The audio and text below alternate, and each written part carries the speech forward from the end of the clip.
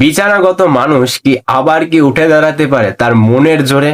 হ্যাঁ, শুধু মনের জোর। কেন কি তার শুধু মনের একটাই চিন্তা হয়ে গেছে যে এবার আমার কোনো রাস্তাই নেই যে আমাকে পুরনো যেরাম আমি আগে চলে ফিরে বেড়াতাম সেরাম আর বেড়াবো। কেন কি তার যে মনস্থির যে মাইন্ডসেটটা সেটা পুরোপুরি চেঞ্জ হয়ে গেছে। সে ভাবছে যে এখনই আর উপায় নেই বা কিছু নেই, কেন কি সে সেই জায়গায় স্টাক হয়ে গেছে। ফিউচার যে দেখে, সে অনেক কিছু ভাবে যে এইভাবে করব কি না, সেইভাবে সে চলতে থাকে পথ ধরে। কিন্তু যখন কেউ বিছানাগত হয়ে যায় বা তার বয়স হয়ে যায়, মনে হয় আর কিছু মনে হয় না, তখন বলে এবার তো আমার যাওয়ার পালা। কিন্তু আসলে ওনার যে মনস্থিরটা সেটা যদি চেঞ্জ করে, যে বডি যে মনের সঙ্গে চলে সেটা সে ভুলে যাচ্ছে। কেন কি সে মাইন্ড যেটা ভাবে সেইভাবে সে রিয়াক্ট করে, আর সেইভাবে হরমোন রিলিজ করে, আর সেইভাবে সে ভাবনা করে এক জায়গায় শুয়েই আছে।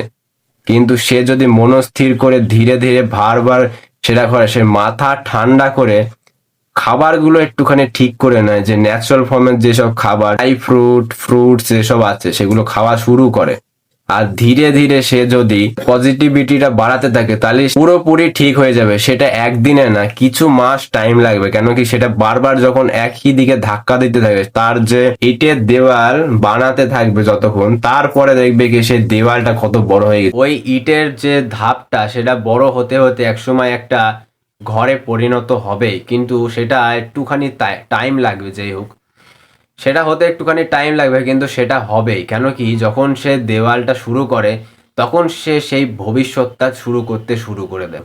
ইটগুলো গাঁথতে গাঁথতে একসময় একটা বড় দেওয়ালে পরিণত হবে।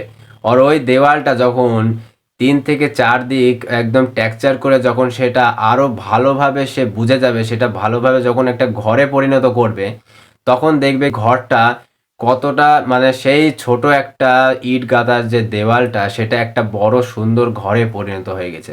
কেন কি সে যখন শুরু করলো দেওয়ালটা গাঁথা, তখন দেওয়ালটা গাঁথা যখন শুরু করলো, সে রিভার্সেবল যে ঘরের নির্মাণ, সে ইন ফিউচার যে ঘরের নির্মাণটা সেটা সে ভেবে ফেলেছিল। এই দেওয়াল গাঁথতে গাঁথতে এক সময় সেটা একটা পাঁচিলে পরিণত হয়, আর সেই পাঁচিলটা যখন হয়ে যায় তারপরে একটা যখন মাথায় বুদ্ধি আসে সেটা একটা ঘরে যখন পরিণত করতে চায়, আর তখনই তার মাথায় বুদ্ধি আসবে যে এই দেওয়ালটা আরো কিভাবে সুন্দর করে একটা ঘরে পরিণত করা যায়। যখন শুরু করে দিয়েছে তার মানে এটাই যে কিছু না কিছু একটা সে ফলাফল পাবে। যে আপনার বাড়িতে যে বিছানাগত হয়ে আছে সে যখন ভাবনা পাল্টে যখন ধীরে ধীরে নির্মাণ করবে, তার উপরে কিছু বাধা আসবে, কিন্তু সেটা সব সময়ের জন্য না। ধীরে ধীরে সেই বাধাটাই বুঝিয়ে দেবে যে আসল রাস্তা কোন দিক, সেই রাস্তাটা কোথায় গেলে সে ভালোভাবে সেটাকে রিভার্স করতে পারে। তারপরে সে মনস্থির করা, তারপরে সে মনস্থির বেস করে এবার সে ঠিক করার যে মেন যে পয়েন্ট, যে উইকনেসটা, সেই জায়গাটা ঠিক করা ধীরে ধীরে। যে ধরো আমার গায়ে কোনো এনার্জি নেই, এর মানে কি বডি পুরো এনার্জি লেস হয়ে গেছে। কেন কি ইঞ্জিন চালানোর জন্য কোনো ফুড দেওয়া হয়নি, কি ফুড দেওয়া হয়েছে তার আগে থাকতে সেই যে যে ইঞ্জিনটা চলছিল সেটা চারিদিকে ভাগ হয়ে গেছে, যে ভেতরের যে হেলথ প্রবলেম সেই দিকে সেই এনার্জিগুলো যাচ্ছে, আর সেগুলো ঠিক করার চেষ্টা করছে, তাও করতে পারছে না। কেন কি বাধা সৃষ্টি হচ্ছে। সেই টাইমে তার একটাই জিনিস করা, মনকে শক্ত করে ওই যে দেওয়ালটা তৈরি করার জন্য যা যা দরকার, ফুড আর যে পরিষ্কার পরিচ্ছন্ন, সেইগুলো করতে শুরু করা ধীরে ধীরে। আর সেটা কিছু রুটিন বানানো, যে এই কদিনের মধ্যে আগে আমি এইগুলো করব। আগে পরিষ্কার করা, তারপর সে দেওয়াল গাঁথার যে একটুখানি প্ল্যান করতে পারে, যে এখানে যে কি ধরনের খাবার যদি আমি, মানে কি ধরনের ইট যদি আমি ওখানে দিই, বা সিমেন্ট কি ধরনের লাগবে, ইট কি ধরনের লাগবে, সেই হিসাবে খাবার দাবারও কোন খাবারগুলো খাওয়ার দরকার আর কোন খাবারগুলো খাওয়ার দরকার নেই, আর কিরাম ভাবে খাওয়া, তার আগে কিরাম ভাবে বডিকে পরিষ্কার করা পরিচ্ছন্ন করা, ভেতর থেকে বাইরে থেকে না। আর তারপরে সেকে রেস্ট দিয়া মনস্থির করে সেই সঠিক নিয়মটা পালন করা। তার জন্য আমি একটা প্রোটোকল বানিয়েছি, যেখানে যে দেখানো হয়েছে যে কি কি খেতে হবে, কি কি করতে হবে, সহজ উপায়ে এই করলে এইভাবে এই টাইমে, শুধু সহজভাবে সেখানে বলা আছে। 3টে ল্যাঙ্গুয়েজে আছে, সেটা দেখলে দেখতে পারো, লিঙ্ক ইন ডিসক্রিপশন। আর সেটা অ্যামাজনেও আছে, গুগল প্লে স্টোরে আছে, আর নিজের পার্সোনাল ওয়েবসাইট সেটাও পাবলিশ হয়ে গেছে প্রায়। সেটা আমি লিঙ্ক দিয়ে দেবো, যদি হয়ে যায় সেটা দেখতে পারো। সেটা সহজ হয়ে যায় যে কি কি করতে হবে সহজভাবে, যে এই করলে তার এই যে সমাধানগুলো হয়ে যাবে। আর তাছাড়াও আপনি যে বুঝতে পারছেন আমি যে কি বলতে চাচ্ছি, যে সঠিক খাবারগুলো সঠিকভাবে খাওয়া, যে ধরো কারোর খিদে পেয়েছে তখন সে খাওয়ার জন্য ছটপট করে, সে যা কিছু খেয়ে ফেলে, তার কোনো যায় আসে না। কিন্তু যখন কারোর খিদে পায়নি, সে টাইম অনুযায়ী তার সামনে যখন খাবার চলে আসে, তখন একগাদা পরিমাপ খাবার কিন্তু সে খাবার দেখে খেয়ে ফেলে, টেস্টি লাগে তার জিভে, সেই খাবারটা ফিল হয়, মানে ভালো লাগে খেতে, তার জন্য সে খাবার খেয়ে ফেলে। কিন্তু পেট সেটা বোঝে না। কেন কি, সে তখনই বুঝতো যখন সে হার্ড ওয়ার্কিং ফিজিক্যাল মুভমেন্ট খুব বেশি করছে, যেরকম এখনকার যারা লেবার মাঠে কাজ করে, যারা সবসময় মুভমেন্ট করে, অনেক রকমের কাজ যেগুলো মুভমেন্ট দ্বারা নির্ধারিত, মানে ওইগুলো কোনো পরিশ্রম না করে কোনো কাজ সেটা সফল হবে না। সেই কাজগুলো যদি করতো, যদি না করে, তাহলে তার খাবারও সেইভাবে খাওয়ার দরকার, যেগুলো খাওয়া, মানে বিনা কাজ না করেও সেই খাবারগুলো খেলে কিছু হবে না। যেরকম এখনকার সময় যদি সে মাছ মাংস ডিম বেশি খায়, বা তেল মশলা জাতীয় বেশি খায়, সেটা তখনই কথা বলছি আমি, যখন সে আগে থাকতেই প্রবলেমে রয়েছে। সেই টাইমে এমন কিছু খাবার খেতে হবে, যেই খাবারগুলো তাকে যে বেশি যে অ্যাসিডিক মানে অ্যাসিডিক বডিতে নির্মাণ যেন না করে। সেই টাইমে সে বাদাম দুধ, নারকেলের দুধ, তারপরে হচ্ছে কি ওটসের দুধ, কাঠবাদামের দুধ, এইসব নানান ধরনের ড্রাই ফ্রুটের মিল্ক শেক বানিয়ে খেতে পারে, বা স্মুদি, যেগুলো কলা, আমের সিজনে আম দিয়ে দেয়া, তারপরে ওই যে বাদাম দিয়া এই সবগুলো করে খেতে পারবে। সেইগুলো এমন খাবার, সেগুলো ন্যাচারাল ফর্মে আছে, কিন্তু আমরা ন্যাচারাল ফর্ম থেকে সেই খাবারগুলো একটু পরিবেশন করে সেটাকে খাওয়াচ্ছি। আর তারপরে ভেতরে যে ডিটক্সিফিকেশন করা, ক্লোন ডিটক্সিফিকেশন, পুরোনো মলকে বের করা, আর তারপরে রক্ত থেকে পুরোনো যেসব টক্সিন যেগুলো ঢুকে গিয়েছে, যেগুলো বের করতে পারছে না বডি, সেগুলো বের করা। সেগুলো সহজ উপায়ে আমি যে প্রোটোকল আছে সেটা বলে দিয়েছি। তারপরেও আমি বলছি সেগুলো বের করার সহজ উপায়। খাবারটাকে ঠিক করতে হবে, খাবারগুলো চেঞ্জ করতে হবে, খিদে পেলে খেতে হবে, একটুখানি মুভমেন্ট হালকাই বাড়ালেও বাড়ানোর দরকার, যদি তার কাছে যদি টাইম থাকে, সপ্তাহে 3 দিন এইভাবে। আর তার উপরে তার মেটাবলিজম আপ করতে হবে, মানে তার যে খাবার যে হজম করার যে শক্তিটা সেটাকে বাড়াতে হবে এক্সারসাইজের মাধ্যমে, কি বডিকে রেস্ট দিয়ে, কি সঠিক খাবার খাইয়ে।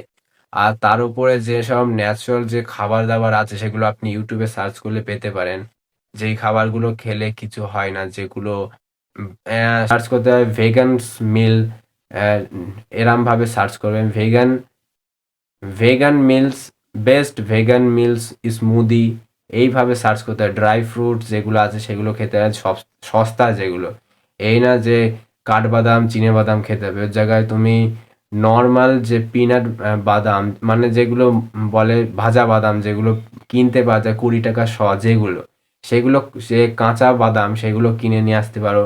কাঁচা ছোলা, কাবলি ছোলা, তারপরে শসা, গাজর, এই সব জিনিস কিনে আনতেই পারো। ধনেপাতা, এসব স্যালাড বানানো, স্মুদি, তারপরে কিছু বেশি স্যালাড খাওয়া, তারপরে স্প্রাউটস, যেগুলো কাঁচা বাদাম, ছোলা, এসব অঙ্কুরিত করে সেগুলোকে নানান ধরনের বয়েলিং করে আলু কাবলির মতন বানিয়ে খাওয়া, এই সব টাইপের খাবার খাওয়ানো। কেন কি, এই খাবারগুলো ন্যাচারাল ফর্মে থাকে, বেশি মশলা দিয়ে বেশি রান্না করার দরকার হয় না। সেই টাইমে সেই খাবারগুলো খেলে হজম তাড়াতাড়ি হয়ে যায় সহজভাবে। ঠিক আছে, এই হচ্ছে আসল কথা। স্যালাডগুলো দিলে আরও সহজে সাহায্য হয়। ওর সঙ্গে একটুখানি ওই গোলমরিচ, সন্ধ্যাক লবণ পাওয়া যায়, সেই লবণগুলো ব্যবহার করা। আর তেল মশলা জাতীয় খাবার বন্ধ করা, সঠিক খাবার খাওয়া, খিদে পেলে খাবে।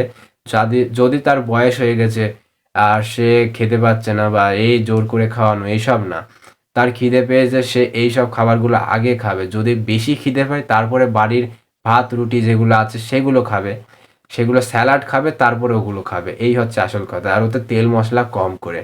আর মাছ, ডিম, মাংস এগুলো প্রথম দিকে বন্ধ করতে হবে, 2 থেকে 3 মাস। তারপরে সেগুলো, আমি যে বলছি না যে এগুলো খেতেই হবে, আমি এমনি বলছি যে যে যে হিসাবে খায়, বা তাদের ন্যাচারাল যে খাবার দাবারগুলো জন্মগত খেয়ে আসছে, যারা এই যেই জায়গায় বাস করে সেই হিসাবে যে খাবারগুলো খায় সেই খাবারের কথা বলছি আমি। তো সেইগুলো বেশি মশলা ছাড়া খাওয়ার চেষ্টা, যেরকম বাইরের যে লোকেরা ধরো মাছ মাংস যদি খায়, তারা শুধু ওই যে ঝোলের ওরাম রান্না করে না, ওরা সেই খাবারগুলো হালকায় রোস্ট করে তারপরে স্যালাড বাগেরা এরম করে খায়, সেগুলো রোস্টিং করে এসব করে খায়। ঠিক আছে, ওগুলো মশলা দিয়ে খায় না, কেন কি তেল মশলা গাঢ় ঝোল এইসবই বেশি প্রবলেম সৃষ্টি করে ওর সঙ্গে। আর তার সঙ্গে 3-4 রকম রুটি ভাত মাছ মাংস এইসব এরাম না, ঠিক আছে। এইভাবেই হচ্ছে, যদি সে মুভমেন্ট বেশি করতো তাহলে এগুলো হজম হয়ে যেত, সেই হিসাবে বলছে। আর এখন যে বয়স্ক তিনি, সেই হিসাবে তার তো এসব খাওয়া বেশি চলেই না। তার জন্য ন্যাচারাল ফর্মের যে খাবারগুলো সেগুলো আছে, আপনি সার্চ করতে পারেন ইউটিউবে, কি আমি পরবর্তীতে আরও আপলোড করব। আর দ্বিতীয় নম্বর যে প্রোটোকল আমি বানিয়ে দিয়েছি, ওর মধ্যে সব রকমের সিস্টেম খাবার বলা আছে, যে কী কী খেতে পারো, অপশনাল এই খাবার, ন্যাচারালভাবে আর সহজ আর বিনা কোনো তেল মশলার খাবার, যেগুলো খেয়ে সে পেটও ভরবে সঠিকভাবে, সার হিলিং হবে, সে বডি আবার নির্মাণ করতে হবে। আর সঠিক মনস্থির করা আর কিছু ব্যায়াম সাধারণ সেগুলো করা। যতই যে এখন যে আমি ব্যায়াম জানি না, কিন্তু এখনকার টাইমে যে বাড়িতে বসে যে ন্যাচারাল ব্যায়ামগুলো হয়, যেগুলো সে যদি ইয়োগা পিটি এইসব ধরনের ব্যায়াম, যেগুলো আপনি ইউটিউবে সার্চ করেই পেতে পারেন, সেইগুলো সার্চ করে দেখতে পারেন। এইগুলো আপনাকে একদম সহজভাবেই, মানে এই ভিডিওগুলো আপনি সার্চ করবেন, এগুলো সহজভাবেই দেখিয়ে দেবে বাড়িতে বসে কি করে ব্যায়াম বা এসব করা, ঠিক আছে।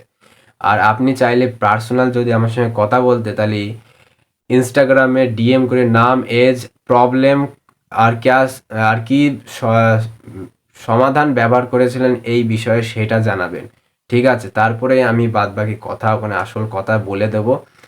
আর নিচের ডিসক্রিপশানে আরেকটা লিঙ্ক দেবো, যেখানে আসল যে রহস্য কি সব ডিজিজ রোগের, সেই ব্যাপারে কিছু কথাবার্তা, সেটা আপনি চাইলে ডাউনলোড করে দেখতে পারেন, ওটা ফ্রিতে দিয়ে দেওয়া হবে। এই হচ্ছে আসল ব্যাপার। দেখা হচ্ছে নেক্সট ভিডিওতে। তো আজকের যে ভিডিওর টপিক ছিল, বিছানাগত মানুষ কি আবার আগের মতন হয়ে উঠতে পারে শুধু মনের জোরে? মন আর প্লাস একটুখানি খাওয়া দাওয়ার চেঞ্জ, এই দুটো জিনিসের মাধ্যমে, ঠিক আছে। তো আপনার কি মতামত নিশ্চয় জানাবেন। যদি কিছু বুঝতে না পারেন নিশ্চয়ই কমেন্টে জানাবেন, আর তার উপরে ডিএম করতে পারেন মেসেজ, ঠিক আছে। দেখা হচ্ছে নেক্সট ভিডিও। আজকের জন্য এইটুকুই।